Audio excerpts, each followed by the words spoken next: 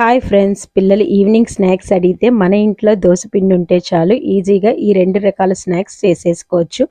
దానికోసం అప్పుడే రుబ్బిన దోసపిండిని నేను తీసుకున్నానండి.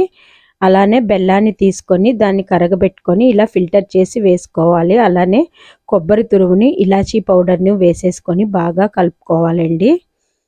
కలుపుకొని 5 మినిట్స్ పక్కన పెట్టేయండి. ఇప్పుడు నేను కళాయి అట్టు మరిగా వేస్తున్నాను. స్టవ్ మీద కళాయి పెట్టుకొని ఒక 3 స్పూన్ల ఆయిల్ వేసుకొని దోస పిండిని వేసేసుకొని సిమ్లో మూత పెట్టుకున్నాను. ఇంకొక స్టవ్లో నేను గుంత పొంగనాల కళాయిలో గుంత పొంగనాలని వేసుకున్నానండి. దీనికోసం నేను కొంచెం నెయ్యిని అప్లై చేసుకొని గుంత పొంగనాలన్నిటినీ వేసుకున్నాను. గుంత పొంగనాలకైతే ఎక్కువ ఆయిల్ అవసరం లేదు. ఈలోపు మనం కళాయి అట్టు కూడా ఒకవైపు ఉడికిపోయింది. రెండో వైపు టర్న్ చేసుకొని ఫుల్గా ఒక స్పూన్ ఆయిల్ వేసేసుకొని రెండుని సర్వ్